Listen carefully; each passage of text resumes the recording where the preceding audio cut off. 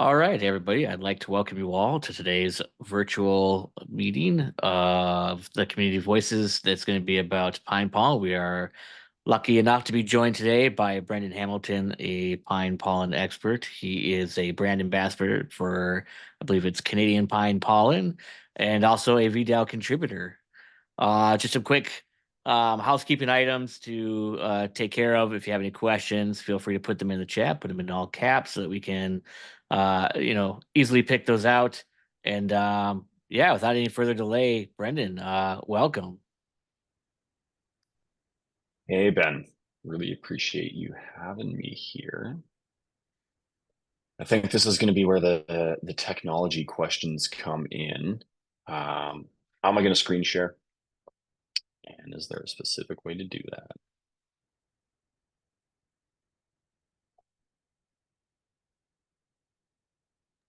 Yep, you should be able to screen share. You should have permission to do so. Okay, you are co-host, more.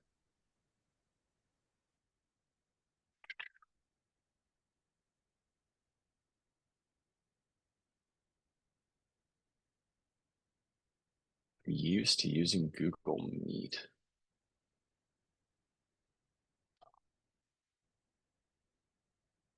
Art share, there we go. Google Chrome, that one.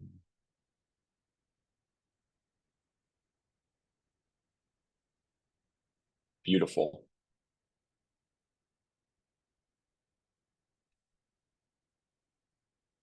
Okay.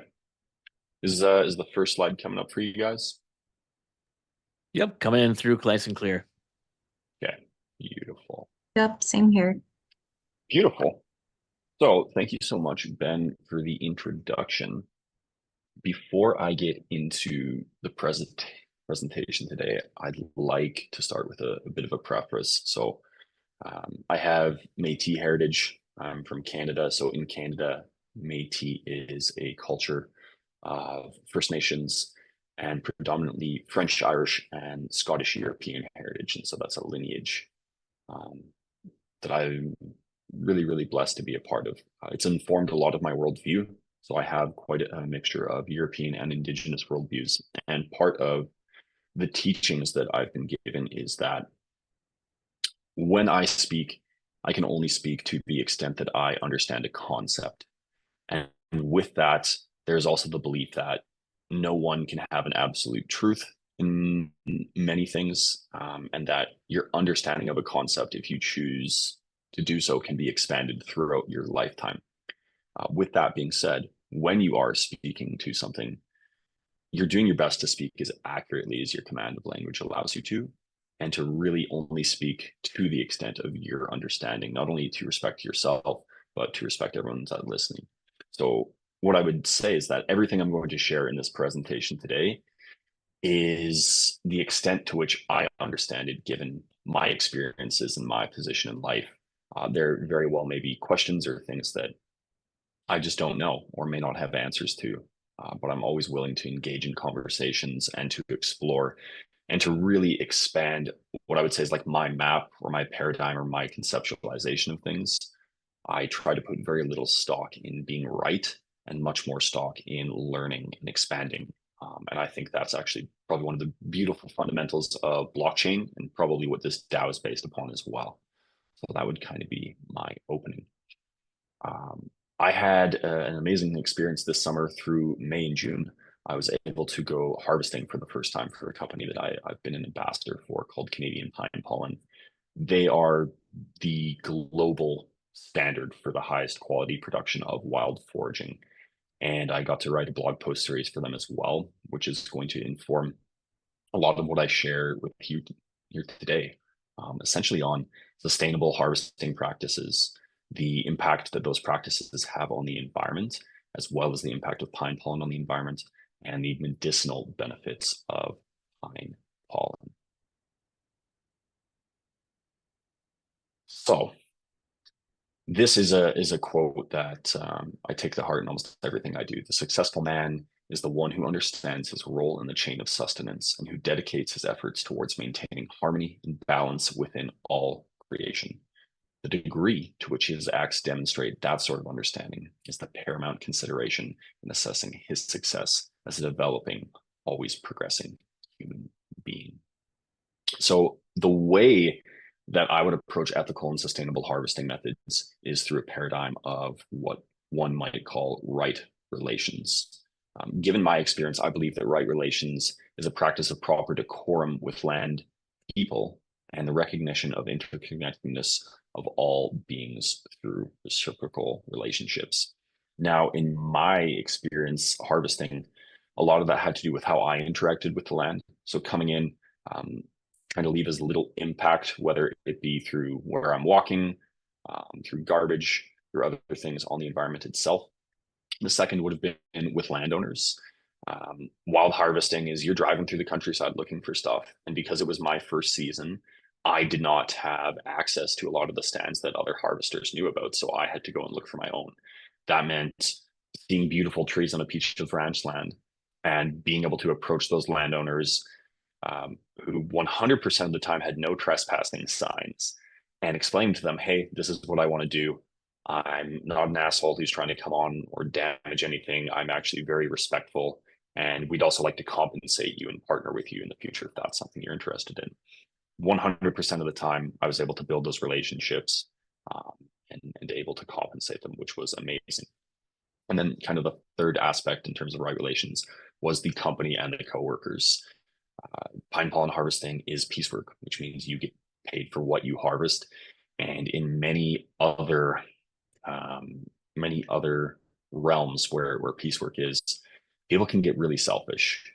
People don't want to share things. People don't want to share resources. And the company and the coworkers that I had were amazing to do as much as we could to make sure that everybody was getting paid and everybody was making money, so that we were kind of like amplifying that with each other, which I think was really, really beautiful. So in terms of harvesting methods, we only hand harvest. And this was actually the first year that we also started using ladders. So up to 8 to 10 foot ladders. What that means is with an average ponderosa tree, which is primarily what I harvested, we're only accessing about 10 to 15% of the catkins that a tree produces. That's really, really important. We're leaving like the vast majority of what a tree has to offer to then disperse throughout the entire ecosystem. Also, our harvesting methods, which is coming and trying to do as little damage as possible, you can kind of see in the picture that ponderosa have this beautiful, beautiful, vibrant red catkin structure with the needles around it. And you would come in and you can actually be like pretty aggressive with them, pull back the needles, and then hand pick quite gently the catkins right off the crown, that part in the middle.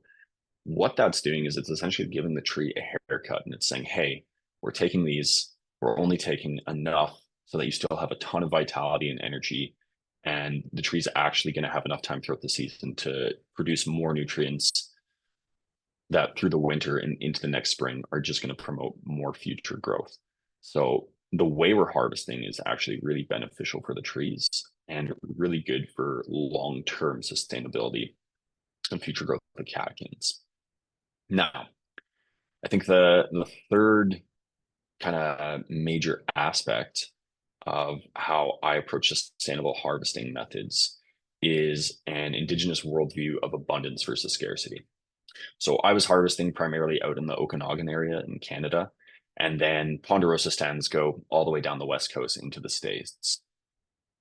In that part of the world, I would say what's kind of called like the Salish Coast, scarcity is not really a thing. You look at pre-contact, the abundance of salmon, the abundance of deer, elk, other animals, the abundance of pine pollen, the abundance of medicinal mushrooms.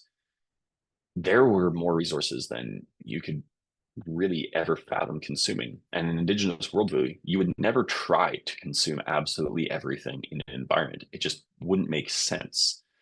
So for me, coming into harvesting and trying to have this mentality of like, well, if we're sustainably managing resources and we're not striving for like greed or status or other things like that, we have as much as we need for as long as possible. And the qualities that abundance promotes are things like sustainability. feeling of enough, the spirit of generosity to give to others, which then is this virtuous cycle of right relations and reciprocal relationship, and a pretty lasting sense of peace and well-being.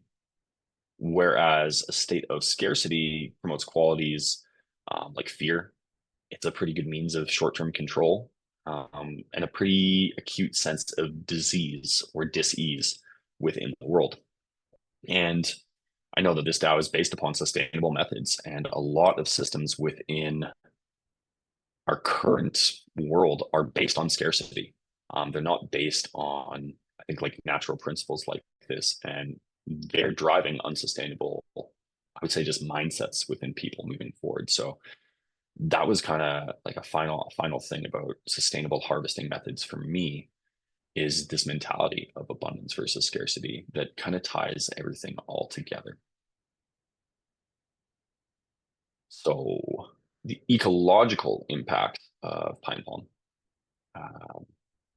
Beautiful quote from Chief Seattle: "Humankind has not woven the web of life. We are but one thread within it. Whatever we do to the web, we do to ourselves. All things are bound together. All things connect." And in order to kind of build a foundation for this, what I want to do is lay a bit of an understanding of what complex ecosystems are. And to do that, I'm going to describe the difference between complexity and complex.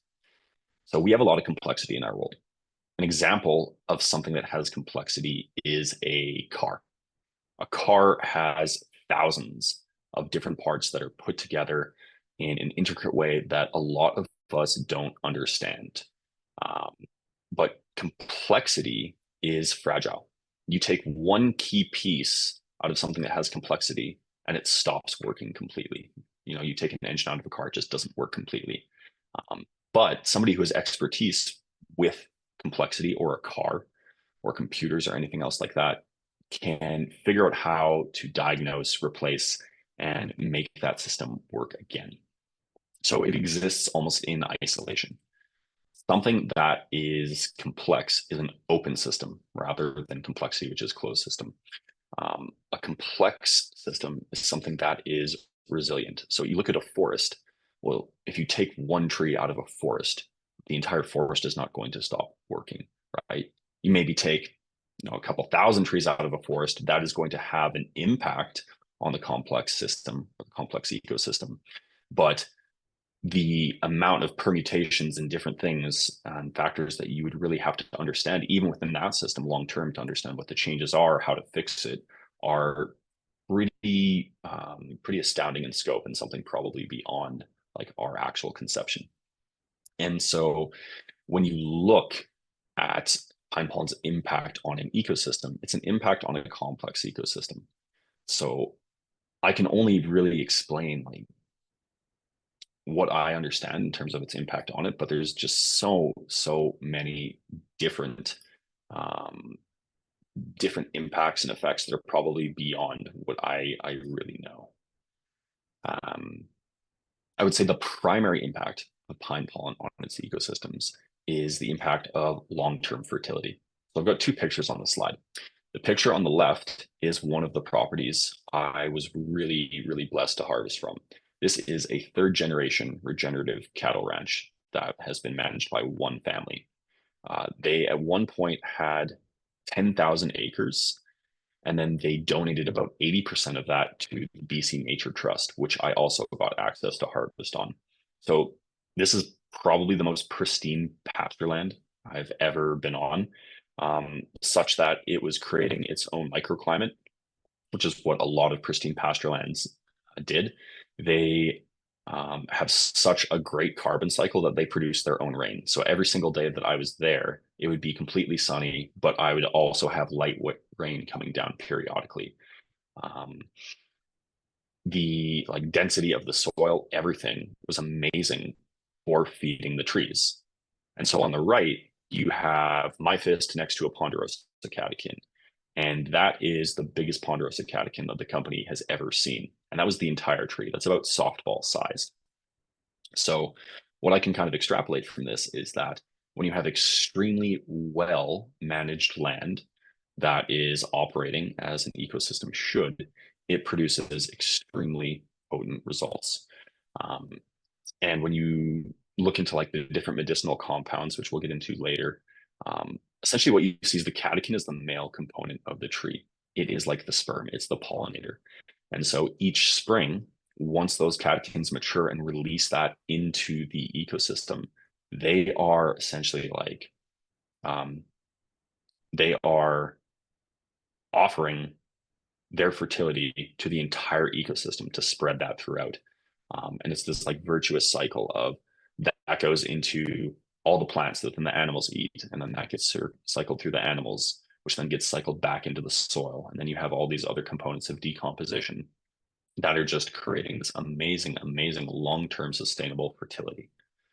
Now, I kind of have a story that I like sharing because I had a really interesting conversation with one of my coworkers, which um, kind of plays back on this mentality of like extraction versus sustainability. And we had a conversation that he thought if he harvested and he could take 100% of the catechins off every single tree that he could get, it just really wouldn't have much impact on the ecosystem long term.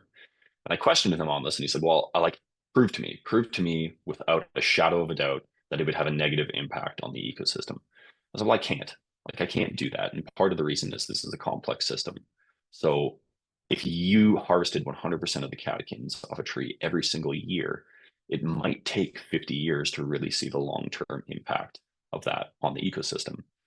But theoretically, I just proposed that if you look at any system and you remove 100% of the energy out of that system without an equal input, and even if you have an equal input, I mean, if you look at mass agriculture, you're taking almost 100% of the nutrients out of the soil and then trying to take artificial fertilizers. That's literally what they call them in ag is inputs. And in regenerative agriculture, if you've got really good methods within 3 to 5 years, you can become completely reliant without inputs on the land itself. If you take 100% of the energy out of the system and you don't have sustainable methods of putting that energy back in, it's just going to degrade. It's pretty common sense. Um, and that is what a lot of modern foraging, I wouldn't even say foraging, just like modern extractive industries are built upon, whether it be agriculture, whether it be forestry, whether it be a company who has employees. We want to extract as much as possible from our employees because we know we can always hire more people without making sure that their wellness, their sleep, their mental health, all these other things are taken care of. It's not sustainable. It's very short-sighted. It's generally just based on greed and profit, and very, very cool and privileged that I'm able to be part of an industry and a company that is promoting sustainable harvesting methods long term. So the last part of this presentation is going to focus on the medicinal benefits of pine pollen. And pretty simple quote from Hippocrates: "Let food be thy medicine, and medicine be thy food." Pine pollen is in fact a food. Uh, uh, some people might consider it a supplement, but it's not. In its raw form, there's absolutely no processing of this. So Canadian Pine Pollen is the only company worldwide that produces uncracked cell wall pollen on a commercial level. Well, what does that mean? Pollen has a protective cell membrane around it that is quite robust in order to keep the compounds inside safe. Now, most pollen traditionally has come from China. It's been used in traditional Chinese medicine for thousands of years and is like very, very prized. It has over 200 bioactive compounds, including um, things like phytoandrogens, antioxidants. It's been used for the liver, heart, kidney, lung, a ton of other health. But in order to ship it to North America, what they do is they crack the cell wall. Technically, what that's doing is making the compounds more bioavailable or easily digestible. But in the process of doing that, you are then allowing those compounds to start denaturing in terms of their quality. Many supplements that come from China also have to go through a radiation process to make sure that when they're shipped into another country, they're not bringing in any foreign pests or anything like that. So that is another process that is altering the molecular structure of the pollen. Canadian pine pollen is uncracked cell wall. What that means is you're getting a product that is not only wild harvested and organic, but it is still completely alive. And one of the ways to get around needing to crack the cell wall would either be to tincture it, which we do, using a high proof dual extraction process. Or what I do is I take the raw pollen, and every night before I go to bed, I put in about a liter of water with some chaga tincture, and it's essentially like sprouting. So like sprouting your grains, anything like that, you leave it overnight, and the pollen naturally starts to germinate and crack, poke holes in its little cell membrane that makes it just as bioavailable and just as potent.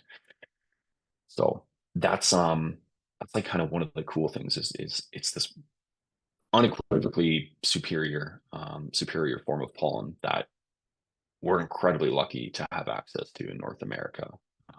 I've been taking it consistently for probably 3 years, and like the difference in my well-being is um, pretty amazing. I guess I got to backtrack a little bit. So, what is pollen? Pine pollen is the golden dust that's produced by the male catkins from the trees each spring. So, what we would do is we would pick the catkins, we would take those to a cold storage, then take them to a process facility, and those would actually go on drying racks. And you just pump hot air into the room with the drying racks that's contained, and the catechins naturally start to open up, and the pollen falls right through, and you just sift it out, and that's it. You either package the raw pollen or you take it through a tincturing process.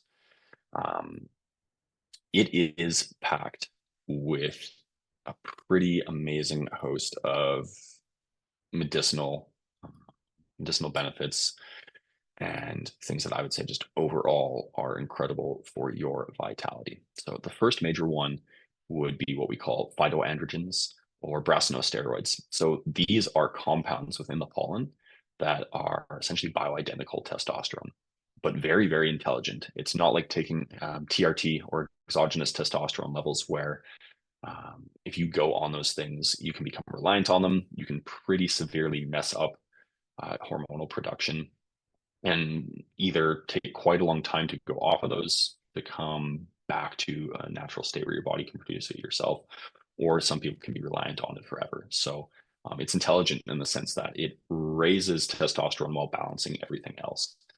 And it's actually very, very beneficial for men as they get older for something called andropause, and also as women go through menopause, helping with symptoms like hot flashes and other things that they might experience. So overall, pretty phenomenal alternative. The second component would be amino acids. So pine pollen is one of the only complete proteins found in the plant world.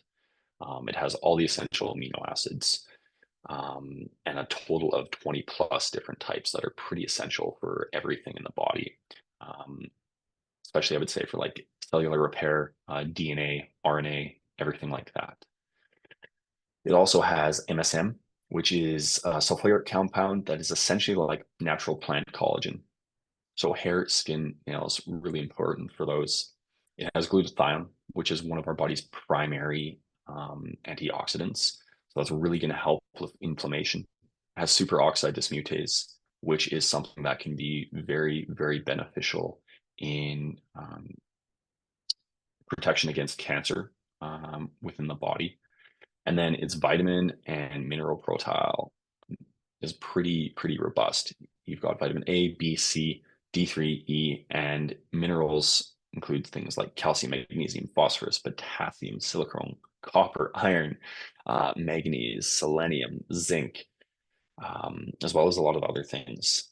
It also helps with L-DOPA and arginine production. So in terms of like nitric oxide and blood flow, those are really, really potent things that can help as well. Kind of in my life, I take the powder pretty much every single day, and then the tincture I'll take on days I'm training or doing other things. But as far as like a medicine and a food, it is something that's just kind of become a staple in my life. So that's that's everything I've got for you today. Thanks so much for having me on, and the ability to put this presentation together. I have a lot of knowledge that's kind of been scattered in different areas, and so to be able to synthesize it in kind of a more structured, coherent fashion is something that was really, really fun and enjoyable.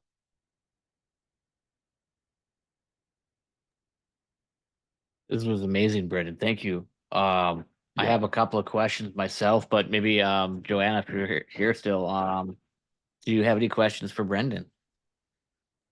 Yeah, I'm still here and I've been taking notes because I'm very fascinated. I want to do my own research and kind of dig in deeper. I was wondering, so you were saying that there's kind of like different ways that the ingestion of pine pollen can benefit you, and also like depending on where you're sourcing it from, like if it's imported. Could you go over again like what the difference would be consuming local pine pollen here in North America versus getting it from China or somewhere else? Yeah, certainly. So the main difference is going to be how it's processed. So cracked cell wall versus uncracked cell wall. There are one or two companies that import pine pollen from China that I would say have an okay product. One is called North Organics. That's probably my preferred source if I'm not getting it from my company. They're out of Cochrane, Alberta. There's another one called Harmonic Arts. They can get it in bulk, but to be honest, I just don't think it's a very good product. And the difference being pine pollen, again, traditionally used in Chinese medicine, super, super long tradition of high quality stuff. Um, but the issue of getting something from that far away in the world is you don't necessarily know what's going to be in the compounds. Um, so when the owners of the company and even another place I worked at first started importing pine pollen from China, they made sure they were testing it all, and the amount of heavy metals that they were finding in it was pretty alarming. Um, if you're like looking at how they're generally harvesting from China in terms of methods, it's almost like what you would see in terms of like trawling the ocean floor. They're just like going through tree farms, essentially taking as much as they can. Pollution and environmental standards in China, in a lot of ways, is just not great. So you're getting a product that's generally, unless it's very rigorously tested, um, high in contaminants. They crack the cell wall, which theoretically does make the compounds more bioavailable. But by cracking the cell membrane of anything, you're then making the compounds on the inside susceptible to denaturing. So over time, their potency goes down, as well as many supplements that come from China and get shipped to Canada or the United States before they go onto the shipping containers to ships to come over, have to go through a radiation process to make sure that diseases, pests, anything that could be considered invasive species get killed off. And so you're subjecting the already compromised cellular structure through the cracked cell wall process to another form of radiation, which is altering the cellular structure. So by the time it gets to Canada or the United States or any other country, um, the compounds in it have started to denature. They've gone through another process that has altered the cellular structure. And there's been generally a pretty significant amount of time where you're losing a lot of the potency of that product. Now, the difference between the uncracked cell wall pollen that we have available um, to North America through Canadian pine pollen is all wild harvested. It's 100% organic. We got that certification a few years ago, so it's all tested and it's all completely living. So everything you're getting is a living organism. You can take that pollen, you can put it in water, and you see it germinate. You see it thriving, and especially ponderosa, which is like primarily on the west coast of North America, even compared to other pines around the world, on average has a 15 to 20% higher concentration of all the compounds I mentioned in terms of phytoandrogens, the vitamins, the minerals, everything like that. So it just hands down is a superior product. And people might look at price points and look at it, it's much more. but in terms of the quality of product you're getting, it's just significantly better. Wow, that's very insightful. Thank you. And I know that we're focused on North America, but do you know of any like good I guess you can say companies in South America or in other parts of the world? I don't. I have a book on pine pollen and it goes through this. And this is one of these things where like it was used a ton in China. Um, the Native American people of North America, especially like the Iroquois, have a history of using it almost like the way we would use flour in different things. The people of the West Coast, there are teachings about pine pollen scattered throughout from different elders, but that's unfortunately something where like post contact, a lot of traditional teachings around medicine, harvesting, foraging were just lost. Um, and I think the company Rooting Community calls me had people from South America who just like were in awe that this was a medicine that they had availability to. So there may very well be other countries where pine trees are present that um, have traditional access to this, but to my knowledge, there's not really any other companies who are harvesting and offering it at a commercial level. Yeah, very interesting. And who would you say would benefit the most from ingesting pine pollen? I know that there's so many benefits that like the answer is everyone, but if you really had to say like a specific group or like, I feel like there's so many diseases in our today's society. Like, is there any particular demographic that you would really urge to look into pine pollen? Mhm. I guess the first thing I would say is like urge or tell. I'm not a doctor. I don't I don't have an extensive medical background. I know taking it for myself has been amazing. And with the knowledge that I have, I would say um, men and women who are probably in their 30s and up, even if you're, if you're very, very vigorously active, if you're eating really well, you can sustain really healthy hormonal levels, body composition, all these things like well into your 50s and 60s. Uh, but I would say being able to start taking pine pollen then as just a support for optimization is going to allow those things to go even further. And if you're somebody who doesn't exercise as much, or maybe doesn't have the best nutrition and is just looking for something that could be a really, really potent addition to optimizing your life, those are the people I would say. And then also, as I mentioned, people who are going through like andropause, menopause, they found that ingesting pine pollen can actually help uh, quite a bit with alleviating the symptoms that go along with that. So, like, given my understanding, that's who I would say could take it. I'm like a very active guy. I'm an athlete, and I found that just like my ability to put on lean mass and to maintain my body composition has been much easier. It really hasn't required as nearly as much effort as I think it might have without. So those are my recommendations. Amazing. And I guess the next question would be like, walk us through like a routine that you do that includes like taking it, like what time, like in the life of Brendan Hamilton, how do we utilize pine pollen? Sure, sure. So my routine would be before I go to bed at night, I get about a liter of water and I'll throw in a pack of electrolytes.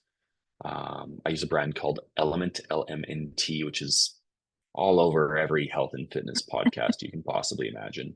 All right, Uh, Andrew Huberman. yeah, yeah, there you go. I'm not affiliated with them anyway. They just taste really good. And they're bougie. So there's that. Yeah, I've Then I'll tried put it. in, It's good. yeah. Then I put about 5 grams of creatine in. It's one of those things. Creatine is good for lean muscle mass, but also has beneficial effects on cognitive function. I'll put in a heaping teaspoon of pine pollen along with some chaga tincture. Chaga is a medicinal mushroom that helps with immunity, amongst other things. So the combination of the alcohol in the tincture along with the water help to overnight germinate that raw uncracked cell wall pollen. So that by the time I wake up in the morning, first thing I do is I wake up, most of us go to the washroom. I go to the washroom and I slam back that entire liter of water first thing. If I'm going to work, so I'm doing landscaping right now, which is pretty physical, then I'll follow that up with some fermented cod liver oil with a tab of shilajit, which is like a really cool nutrient dense resin. And then I'll crush back probably three squeezes of pine pollen tincture and maybe something else. And that's kind of like that. If I don't have work, I might take a little bit of the tincture before I do my workouts as well. And that's kind of like how I utilize it. If I have access to it, I take the pollen pretty much every single day. I do actually find like I'm 32. I'm still fairly young. I have a pretty natural, healthy hormone profile. So I will actually like if I feel myself getting a little too uh I'll just say horny. If I find myself like, wow, okay, I'm getting like way too amped up here. I'll take a break from the tincture, and sometimes I'll do that for like a couple weeks if I'm weaning off of it. Um, and I go a lot. I go very intuitively with it, and I get my hormone levels checked about every year. That's something we get, free healthcare in Canada, so I can get pretty decent blood work done and check those things and make sure everything's on point. And I think that would maybe be a suggestion is if um, anybody really wants to maybe get looking some blood work done prior to taking pine pollen and then after and seeing if there's a difference on top of just empirically how they feel. There might be changes. So that's kind of my routine. I would say I'll probably take pine pollen until the day I die. It just is a no-brainer to me in terms of like a food and a medicine. Amazing. Thank you so much for that. And I Yeah. guess we'll all have to kind of register our own experiences. I'm going to, yeah, if you can send any links of where to buy it, I think that would be really helpful too. I could. I know we were supposed to be careful about this within the DAO. I do have an ambassador code, so I could send that to Ben, and if he's willing to, he can post that along with the presentation. But that'll kind of be the extent of promotion I do. Yeah, just go ahead and send that over to me. And then Cool. we can, yeah. Just a couple other follow-up questions. I know we've mostly been talking about the sustainable practices that you yourself are aware of and that you practice. Are there companies who are not harvesting sustainably, and what incentives or methods could potentially be used to convince them to make the change? Um, so I would say, Ben, I really don't have a ton of knowledge in terms of what other companies are doing uh, for their practices. I haven't looked a ton into it. I know even the owners of our company, um, it's probably just really difficult. You go and you ask companies how they're doing it. They don't want to share. But my understanding of what typical practices would be going to tree farms, um, and essentially just like taking as much as you possibly could to get as much product as you possibly can. I think in terms of offering incentives, this is like I think this is a struggle in many industries, which is, hey, if you start to harvest more sustainably, you are going to make less money.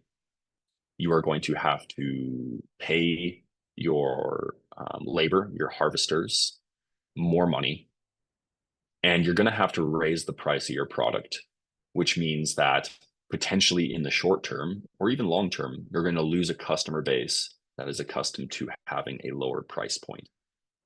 But instead of potentially, only being able to harvest for like, if you're taking 100% of energy from an ecosystem, um, you might have really good harvests for like the next 25 to 50 years. And then suddenly on year 51, there's nothing there, or there's like half of what you're getting. It's really difficult to offer that to people without concrete evidence who are just like, well, we're making money now and we're really happy with what we do. So like, what's the incentive to change? And with long time horizons like that, most people just they don't think about it. So I don't know if I have a solution. This is one of these things where like that is a complex open issue with so many different things. And for me to even feel like I can offer like something valuable is pretty daunting, and I would say like somewhat hubristic. So I think like how I've tried to approach most things in life is I'm going to do my best on an individual level to live out the practices that I feel are aligned with my values, and are integral to who I am as a human being. And ideally, I can be involved with other individuals who also share those. And that will hopefully have a long lasting network effect. Um, you know, whether that be like going on podcasts, being able to do stuff like this, and being able to shift. But yeah, I think unfortunately a lot of people they don't see an incentive in changing until there is a great deal of pain. I think that's like my understanding of change kind of comes ideally or primarily two things, which is pain that's too hard to bear, or like a grand vision of something greater than you already have. So it can be difficult. I know it's maybe a bit of a long-winded answer, but that's kind of what I've got for you.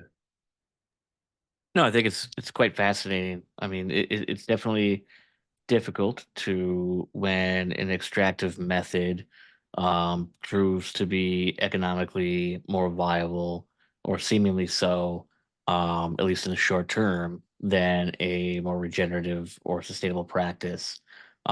It's difficult to convince them otherwise, right? I wonder, with the change of consumer behavior and with statistics and the data showing that more and more consumers are willing to pay a premium for things that are verifiably or have this sort of sticker of being sustainable or being regenerative. If maybe that there's a option there in terms of maybe the blockchain can assist in verifying when there's a sustainable practice being used when harvesting. One of the great things that I definitely love about blockchain is the level of transparency that you can have. Um, and so I find it quite interesting, and maybe there's something there to be explored. But yeah, very, very interesting. I think that's awesome. So that'd be a pretty good example of like there's the extent of my understanding, and then there's Ben coming in and adding like, well, what about consumers? Like if your consumers are demanding something, there's an incentive there. I agree. I think that's a really cool solution, and I can definitely add that in now. Amazing. Well, this has been a fantastic conversation, and thank you so much, Brendan, for coming in and sharing with us your expertise in the pine pollen world. Right? I mean, you obviously are very passionate about what you're doing. Love to see that you're doing it sustainably and ethically. Um, Joanna, did you have any other questions? I guess where can people get in contact with you? You can get in contact with me through the DAO, obviously. The other two methods would be on Instagram at God, how do you spell it? BDJENTLE, Be Gentle. You could find me on Facebook, Brendan Hamilton. Those would be some methods if you have any further questions. And um, I would say, like, as much as I might seem like I have expertise, I think the way I'd like to frame it is I'm more of an eternal student. Um, so yeah, I appreciate that and just the opportunity to share my passion. I think for me, like, I want to help people live more vital, thriving lives. And this is just like Pine Pollen seems to be one conduit or vessel to be able to do that. Absolutely. Amen to being eternal students, always striving to acquire more knowledge and share it with others. And yeah, thank you so much. I'm really excited that there's so many great insights coming from the DAO, and we're in it together.